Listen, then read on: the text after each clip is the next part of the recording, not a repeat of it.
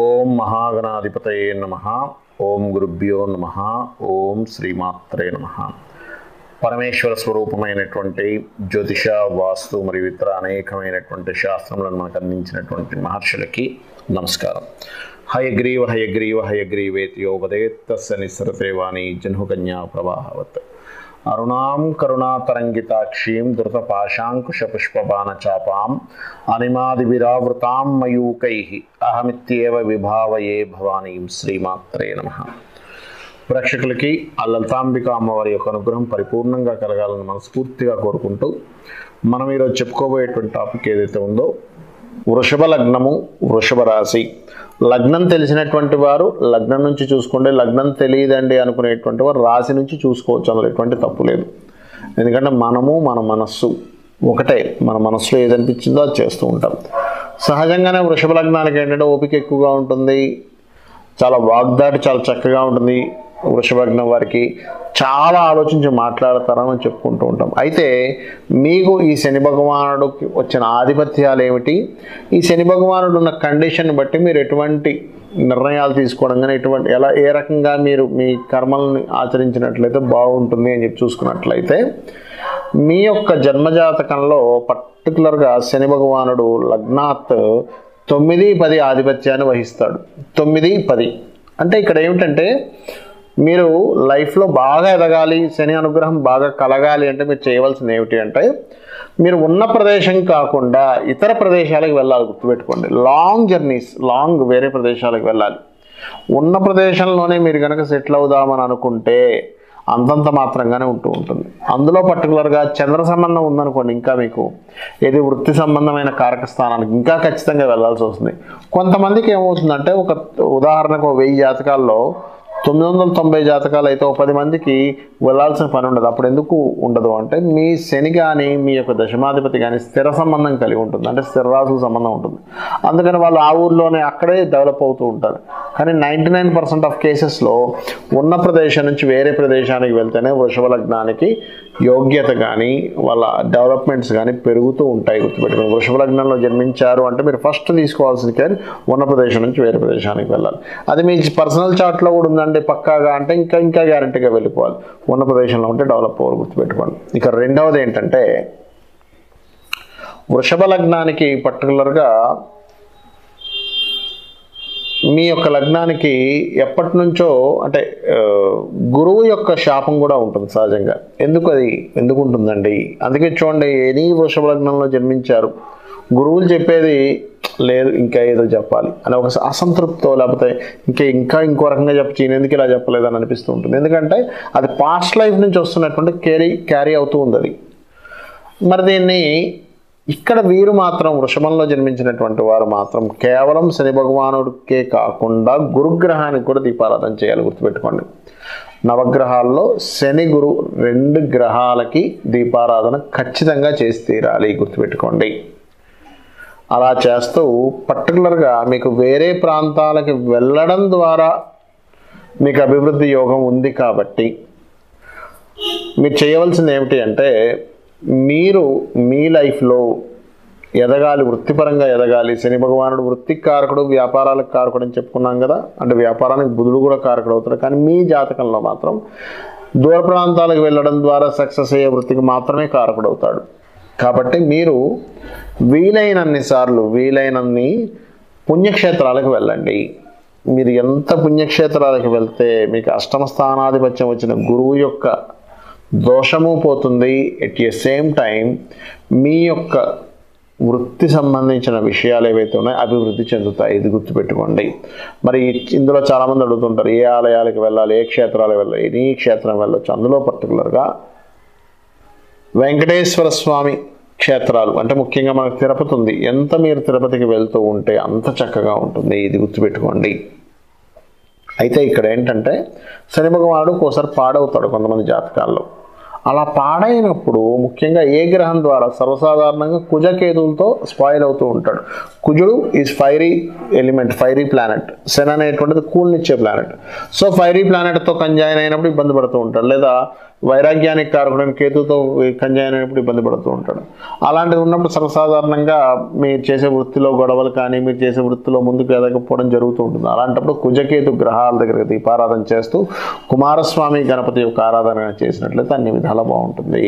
ఇప్పటి వరకు మనం చెప్పుకున్నటువంటి విషయాల్లో దీనికంటే అతి ముఖ్యంగా మీరు చూసుకోవాల్సింది మీ జన్మజాతక ఫలితాలు గుర్తుపెట్టుకోండి. ఎందుకంటే ఎవరికి వారు యూనిక్ గుర్తుపెట్టుకోండి. అంటే ఎవరి జాతకం వారిదే, ఎవరి తెలివితేటలు వాళ్ళవే, ఎవరి టాలెంట్ వారిదే. ఒకరి టాలెంట్కి ఇంకోటి టాలెంట్కి సంబంధం ఉండదు. ఒకరి అభివృద్ధికి అంటే ఒకరి అదృష్టానికి ఇంకొకరి అదృష్టానికి సంబంధం ఉండదు, ఒకేసారి పుట్టినా కూడా. ఎందుకు అంటే వాళ్ళ జన్మజాతకాలు వేరువేరుగా ఉంటాయి. అయితే ఇక్కడ మనం జన్మజాతకం తెలుసుకునేటువంటి ప్రక్రియ ఏమిటి అంటే, మీరు జన్మించినప్పుడు ఉన్నటువంటి సమయాన్ని, ప్రదేశము చాలా ముఖ్యం. సమయము ప్రదేశం బట్టి లగ్న నిర్ధారణ జరుగుతుంది. అదేవిధంగా డేటు, మంత్, ఇయర్, అంటే వీటి ద్వారా మీ యొక్క గ్రహస్థితి ఎలా ఉంది, మీరు జన్మించినప్పుడు మీకు పేరు ప్రఖ్యాతలను ఇచ్చేటువంటి రవి ఎలా ఉన్నాడు, మీ మానసిక స్థితిని ఇచ్చేటువంటి చంద్రుడు ఎలా ఉన్నాడు, మీకు ధనాన్ని ఇచ్చేటువంటి గురు శుక్రులు ఎలా ఉన్నారు, మీకు విద్యనిచ్చేటువంటి బుధుడు ఎలా ఉన్నాడు, మీ కర్మనిచ్చేటువంటి శని ఎలా ఉన్నాడు, మీ కాలమోక్ష కారకులైనటువంటి రాహుకేతువులు ఎలా ఉన్నారు, భార్యాకారకుడైన శుక్రుడు ఎలా ఉన్నాడు అనేటువంటి అనేకమైనటువంటి విషయాలు మీ జన్మజాతకంలో ఉంటాయి. ఇక్కడ మీ లగ్నాన్ని బట్టి, సమయం బట్టి లగ్నం తెలుస్తుందని చెప్పాను కదా. లగ్నం బట్టి మీరు ఎందుకు ఎదగలేకపోతున్నారు, మీరు ఏం చేస్తే ఎదుగుతారు అనేటువంటి మీ లగ్నం చెప్తుంది. మీ ధనాధిపతిని బట్టి చాలామంది చూడండి, నేను ఫలానా ట్రై చేస్తాను అండి డబ్బులు రావట్లేదు అంటే మీకు ఆ రూట్లో అసలు ధనం లేదు. ఎలా అయితే ఒక భూమిలో ఫలానా దగ్గర వాటర్ ఉన్నాయని తెలిస్తే ఆ ఫలానా దగ్గర మీరు బోర్వెల్ వేసినప్పుడు ఎలా అయితే వాటర్ ఎలా పడుతుందో, సేమ్ యాజ్ ఇట్ ఈజ్ ధనం కూడా అంతే. మీకు ఏ మార్గంలో ఉంది, ఏ రూపంలో ఉంది, ఎప్పుడు ఉంది అనేటువంటిది మీ జన్మజాతకంలో ఉంటుంది. ఒకవేళ ఏదైనా స్ట్రక్ అయితే కనుక మీ జన్మజాతక చక్ర రీత్యా ఏ గ్రహానికి మీరు రెమెడీ చేసుకుంటే ఆ ధనయోగం అనేటువంటిది ఏర్పడుతుంది అనేటువంటిది ఉంటుంది. ఆ రకంగా మీ ధనాధిపతిని చాలామంది తెలియక ఏం చేస్తారంటే, వీళ్ళకి ఫుడ్ రిలేటెడ్ దాంట్లో ఉంటే ఇంకో దాంట్లో ట్రై చేస్తుంటారు, రియల్ ఎస్టేట్లో ట్రై చేస్తూ ఉంటారు. అక్కడ రాదు, ఎందుకంటే అక్కడ లేదు ఆ యోగం అనేటువంటిది. అదేవిధంగా మీరు చేసే ప్రయత్నాలు కానివ్వండి, మీరు ఏ డైరెక్షన్లో ఉంటే బాగుంటుంది అనేటువంటిది కానివ్వండి, ఎందుకంటే అన్ని దిశలు మంచివే, కానీ ప్రతి వ్యక్తికి ఒక్కొక్క వ్యక్తికి యూనిక్గా ఒక్కొక్క డైరెక్షన్ బాగుంటుంది, ఒక్కొక్క టాలెంట్ ఎలా ఉంటుందో అదేవిధంగా సంతాన అభివృద్ధి, మీరు పూర్వజన్మలో చేసినటువంటి కర్మ ఏమిటి, ఆ కర్మ అనేటువంటిది ఈ జన్మలో ఏ విధంగా వస్తుంది, ఏ రకమైనటువంటి కర్మ మిమ్మల్ని వెంటాడుతుంది, దానికి ఎటువంటి పరిహారం చేసుకోవాలి. చిన్న నామస్మరణతో, ఇదేంటంటే ఇది కలియుగం. ఈ కలియుగంలో ఏంటంటే లలితాసహస్రనామాల్లో ఒక్కొక్క నామం తీసుకొని చేసుకుంటూ వెళ్ళిపోతుంటే సరిపోతుంటుంది. అదేవిధంగా మరొక విషయం ఏంటంటే, ఇక్కడ గమనించుకున్నట్లయితే వివాహం ఎప్పుడు చేసుకోవాలి చాలామంది తెలియదు. ఏదో యుక్త వయసు వచ్చిందని చేసేస్తుంటారు, కానీ వారికి సరైనటువంటి నిర్ధారించేటువంటి సమయం ఒకటి ఉంటుంది. మీ శుక్రుడు ఎప్పుడైతే పాజిటివ్ గ్రహాలతో సంబంధం కలిగి ఉంటాడో, మీ సప్తమ స్థానాధిపతి 12వ స్థానాధిపతి ఎప్పుడైతే పాజిటివ్ ఫలితాలు ఇస్తుంటాయో ఆ సమయంలో వివాహం అనేటువంటిది చేసుకోవాలి. ఎప్పుడు టర్నింగ్ పాయింట్స్ ఉంటాయనేటువంటిది మీ జన్మజాతకంలో తెలుస్తుంది. మీ తల్లిదండ్రుల పరిస్థితి కానీ, మీ తల్లిదండ్రుల పరిస్థితి దీనావస్థలో ఉంది, వాళ్ళ జాతకాలు లేవు. అలాంటప్పుడు మీ జాతకంలో చూసి మీ తల్లిదండ్రులు బాగుండాలంటే ఏం చేయాలో కూడా చెప్పవచ్చు. అదేవిధంగా మీ ఉద్యోగం కావచ్చు, వ్యాపారం కావచ్చు, ఇన్వెస్ట్మెంట్స్ కావచ్చు. ఒక సమయంలో తెలియక చాలామంది ఏం చేస్తారంటే ఇన్వెస్ట్మెంట్స్ పెట్టకూడని సమయంలో ఇన్వెస్ట్మెంట్ చేస్తూ ఉంటారు, ఇన్వెస్ట్మెంట్ చేసేటువంటి సమయంలో చేయరు, దానివల్ల కూడా నష్టపోతూ ఉంటారు. ఈ రకంగా ఏంటంటే మీరు ఏ దేవతార్చన చేసుకోవాలి, ఎప్పుడు ఎలా ఉండాలనేటువంటిది మీ జన్మజాతకం చాలా స్పష్టంగా తెలుస్తూ ఉంటుంది. కాబట్టి మరి మీకు ఇక్కడ సందేహం కలగొచ్చేవండి, మరి మన జన్మజాతకంలో ఉంటే మనం ఈ వార ఫలాలనో, మాస ఫలాలనో, లేకపోతే ఇప్పుడు మీరు చెప్పినటువంటి ఇవన్నీ ఎందుకు చెప్పుకుంటున్నాము అంటే, ఒకటే గుర్తుపెట్టుకోండి, మన నిర్ణయాలు ఒక రకంగా ఉంటే మనకు సంబంధం లేకుండా బయట ఉండే వాతావరణం కానివ్వండి, బయట ఉండేటువంటి సిచ్యువేషన్స్ కానివ్వండి, బయట ఉండే ట్రాఫిక్ కానివ్వండి, మనకు సంబంధం లేకుండా ఒక దగ్గరికి వెళ్దాం అనుకుంటున్నాం, 1 గంటలో వెళ్ళాలి, కానీ ట్రాఫిక్ జామ్ అయితే 2 గంటలు అవుతుంది, మీకు సంబంధం లేదు అది. కానీ మీ సంబంధం లేకుండా అది బయట ఎలా జరిగినప్పుడు మనం దాని గురించి తెలుసుకొని ముందుగా మనం ఈ టైంలో అయితే ఎక్కువ ట్రాఫిక్ ఉంటుంది, ఈ టైంలో ఎర్లీగా స్టార్ట్ అయితే ట్రాఫిక్ ఉండదని ఎలా తెలుసుకొని మనం ముందుకు వెళ్తుంటాము. అదేవిధంగా గోచారంలో ఉండే గ్రహాలు మీ జన్మజాతకంలో ఉండేటువంటి యోగాలను రెండింటినీ మిళితం చేసుకుని ఆ అమ్మవారి యొక్క అనుగ్రహాన్ని, ఆ లలితాంబిక అమ్మవారి యొక్క అనుగ్రహంతో పాటు నవగ్రహాల అనుగ్రహాన్ని మీరు పరిపూర్ణంగా పొందాలని మనస్ఫూర్తిగా కోరుకుంటూ శ్రీమాత్రే నమః. మనిషి యొక్క అభివృద్ధికి కానివ్వండి, మనిషి యొక్క పతనానికి కానివ్వండి, ముఖ్యంగా 3 భావములు అత్యంత కీలకంగా చూసుకోవాలి. ఏమిటా 3 భావాలు చూసుకున్నట్లయితే, ఏ మనిషి అయినా సరే ఎదగాలి అంటే చూడండి, ఒక పేరు ప్రఖ్యాతలు రావాలన్నా ఎదగాలన్నా ముఖ్యంగా చూసుకోవాల్సిన దశమ భావము. అంటే మీరు ఏం చేస్తున్నారండి అంటే మీ గుర్తింపు ఎలా వస్తుంది అంటే, మన గుర్తింపు మనం చేసే వృత్తి వల్ల వస్తుంది, మనం చేసే కర్మ వల్ల వస్తుంది. నేను ఫలానా కలెక్టర్ గారు అనగానమ్మో కలెక్టర్ గారు అంటాం, మనిషిని చూడడం, అతనికి ఉన్నటువంటి పోస్టుని చూస్తాం, లేదా సీఎం అంటాం, లేదా పిఎం అంటాం, లేకపోతే ఒక ఆఫీసర్ అంటాం. అలాగే మనం చేసే కర్మ అంత ముఖ్యమైనది. అంటే దశమభావం ఈజ్ మోస్ట్ ఇంపార్టెంట్. మరి ఎవరైనా సరే ఈ దశమభావాన్ని ఎనీ లగ్న 12 లగ్నాల్లో మేషం నుంచి మీనం వరకు ఉన్న అన్ని లగ్నాల్లోని కూడా దశమ స్థానాధిపతి బాగుపడాలి అంటే మీరు ముఖ్యంగా చేయాల్సింది మీ లగ్నం నుంచి దశమాధిపతి ఎవరు అనేటువంటి చూసుకోవాలి, గుర్తుపెట్టుకోండి. అంటే మేషానికి శని, వృషభానికి శని, మిథునానికి గురువు, కర్కాటకానికి కుజుడు, సింహానికి కూడా శుక్రుడు, కన్యారాశికేమో బుధుడు, తులారాశికి చంద్రుడు, వృశ్చికానికేమో రవి, ధనస్సుకేమో బుధుడు అగైన్, అదేవిధంగా మకరానికి శుక్రుడు, కుంభానికి కుజుడు మరియు మీనానికి గురువు అవుతాడు. అంటే ఈ దశమాధిపతి ఉన్నటువంటి గ్రహానికి వెళ్ళి మీరు దీపారాధన చేయాలి, గుర్తుపెట్టుకోండి. ఇట్ ద సేమ్ టైం నాకు జాతకం తెలియదండి, దశమాధిపతి ఎవరో తెలియదు అని అనుకున్నప్పుడు లలితా సహస్రనామాల్లో మొదటి నామం ఉంటుంది, ఓం శ్రీమాత శ్రీ మహారాజ్ని శ్రీమత్ సింహాసనేశ్వరియే నమః అనేటువంటిది. ఈ నామాన్ని రెగ్యులర్గా మీరు హాఫ్ అన్ అవర్కి తగ్గకుండా కనుక చేసినట్లయితే ఖచ్చితంగా మీరు అనుభవిస్తున్నటువంటి ఇబ్బంది ఏదైతే ఉందో, ప్రొఫెషనల్గా ఉద్యోగరీత్యా ప్రమోషన్ రావట్లేదనో, సరైన ఉద్యోగం దొరకటం లేదనో, లేకపోతే ఉద్యోగంలో ఉన్నప్పటికీ వైరాగ్యంగా చేస్తూ ఉంటారు ఒక్కోసారి, అటువంటి ఇబ్బందుల నుంచి తొలగిస్తుంది. ఒకటి దశమ స్థానం. రెండవది ముఖ్యంగా ధనస్థానం. ధనం మూలం మిదం జగత్ అంటూ ఉంటారు. అంటే ఏమిటి, మనకి ఏ అవసరం ఉన్నా తీర్చుకోవాలి అంటే, ప్రాణం అంటే మనం కొనుక్కోలేం, కానీ మిగతా అవసరాలన్నీ ఏం కొనుక్కోవాలి, ఏం కావాలన్నా ధనం కావాలి. మనకి చూడండి, సొసైటీలో ఇవాళ రేపు మీకు వాల్యూ ఇచ్చేటువంటిది కూడా ధనంతోనే ఇస్తూ ఉన్నారు. అంటే వేరే వాటితో వాల్యూ రాదని కాదు, మన విద్య వల్ల వస్తుంది, మన క్యాటర్ వల్ల వస్తుంది, వస్తుంటాయి. కానీ మనం ఏదైనా సరే ఒక హౌస్ కొనుక్కోవాలని, ఏం చేసుకోవాలన్నా ధనం. మరి ఈ ధన సంబంధించినటువంటిది ప్రతి జాతకంలో 2వ స్థానాధిపతి అని ఉంటారు. ఆ 2వ స్థానాధిపతి ముఖ్యంగా బాగుండాలి. ఇందాక నేను చెప్పినట్టుగా దశమ స్థానాధిపతి ఎలాగో ఇక్కడ 2వ స్థానాధిపతి, దశమ స్థానాధిపతితో పాటు శనిని చూసుకోవాలి, ఇక్కడ 2వ స్థానాధిపతితో పాటు శుక్రుడిని ఖచ్చితంగా చూసుకోవాలి ఇక్కడ.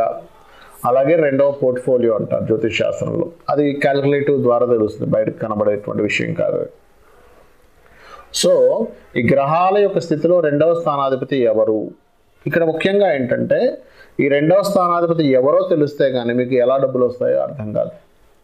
అంటే ఉదాహరణకి రవి అనుకోండి, 2వ పోర్ట్ఫోలియో రవి, గవర్నమెంట్ వాటి మూలంగా ధనం వచ్చే యోగం ఉంటుంది, లేదా మెడికల్ మూలంగా ధనం వచ్చే యోగం ఉంటుంది. చంద్రుడు అనుకోండి, ఫార్మసీ రిలేటెడ్ సంబంధించినటువంటి, లేదా ట్రావెలింగ్ రిలేటెడ్. కుజుడైతేనేమో పర్టికులర్గా మీకు రియల్ ఎస్టేట్ రిలేటెడ్, బుధుడైతేనేమో వ్యాపారాలు, గురువు అయితేనేమో teaching related or any guiding related, శుక్రుడైతే కళారంగ సంబంధించినటువంటి, శని అయితేనేమో ఎనీ కన్సల్టెన్సీ రిలేటెడ్, లేకపోతే ఏదైనా జాబ్ చేసుకోవడము, రాహుకేతువులు అయితే విదేశాలు, ఫార్మసీ, సినిమా ఫీల్డ్, ఇట్లాంటి వాటి వల్ల కూడా వస్తూ ఉంటుంది. అంటే ఇక్కడ ఏమిటి, ఫస్ట్ అసలు మీ జన్మజాతకంలో సెకండ్ లార్డ్ ఎవరు, సెకండ్ పోర్ట్ఫోలియో ఎవరు, ఏ మార్గం ద్వారా డబ్బులు వస్తుంది అనేటువంటి ముఖ్యమైనటువంటి భావం కూడా 2వ భావం, ఇది కూడా చూసుకోవాలి. ఇక మనం కర్మ చేస్తున్నాము, డబ్బులు సంపాదిస్తున్నాము, అనుభవిస్తామా లేదా అని చెప్పేది 11వ భావం. అంటే మనిషి ఎంజాయ్ చేస్తాడా చేయడా, ఊరికే కష్టపడుతూ ఉంటారు కొంతమంది, పొద్దు నుంచి సాయంత్రం వరకు కష్టపడమే అనే పని అవుతుంది, కానీ ఎంజాయ్ చేయడం అనేటువంటిది ఉండదు, సుఖం అనేటువంటిది ఉండదు. సుఖపడతారా సుఖపడరా మనిషి అంటే అది చూసేది 11th హౌస్ ద్వారా తెలుస్తుంది, అంటే ఎంజాయ్ చేయడం ద్వారా. మనకి 2 బాగున్న 11వ స్థానం బాగాలేదు, వేస్ట్ అయిపోతుంటుంది. కాబట్టి ఏంటి, 11వ స్థానం మీకు బాగుండాలి అంటే ముఖ్యంగా మీరు గుర్తుపెట్టుకోండి, ఈ 11th లార్డ్ ఎవరో తెలుసుకుని దానికి సంబంధించిన, ఆ గ్రహానికి సంబంధించినటువంటి దీపారాధన చేయాలి. అంటే లగ్నం నుంచి 11వ స్థానం. అయితే ఇందాక నేను మీకు ఫైనాన్షియల్ దాని గురించి లలితా సహస్రనామాల్లో ఒక నామం ఉంటుంది, ఏమిటది అంటే ఓం సంపత్కరీ సమారూఢ సింధుర వ్రజ సేవితాయే నమః. ఈ నామాన్ని ఎంత మీరు చేస్తూ ఉంటే మీకు అంత చక్కగా ఫైనాన్షియల్ గ్రోత్ అనేటువంటిది పెరుగుతూ ఉంటుంది. ఇక 11th లార్డ్ ఎప్పుడు మీకు యాక్టివేట్ అవుతాడు ఏమిటి అని చెప్పి చూసుకున్నట్లయితే, ఇప్పుడు మీ ఉదాహరణకి మీ జన్మజాతకంలో 11వ స్థానాధిపతి పాడైపోయాడు. అసలు ఆనందమే లేదండి నా లైఫ్లో, ఎంత ప్రయత్నం చేస్తున్నా సరే ఆనందం లేకుండానే నా జీవితం అలా వెళ్ళిపోతూ ఉంది, దీనికి మరి ఏమిటి అని అనుకుంటే కనుక నేను చెప్పేది ఒకటే. 11వ స్థానం మీకు తెలియదు, మీ జాతకంలో అసలు 11వ స్థానాధిపతి ఎవరో తెలియదు, కానీ ఏం చేయాలి అన్నప్పుడు మీకు దగ్గరలో ఆలయాల్లో ఎటువంటి ఉత్సవం జరిగినా గుర్తుపెట్టుకోండి, ఎటువంటి దైవకార్య సంబంధించిన ఉత్సవం జరిగినా వెళ్ళి పార్టిసిపేట్ చేయండి, అక్కడ ఏదో ఒక సేవ చేయండి.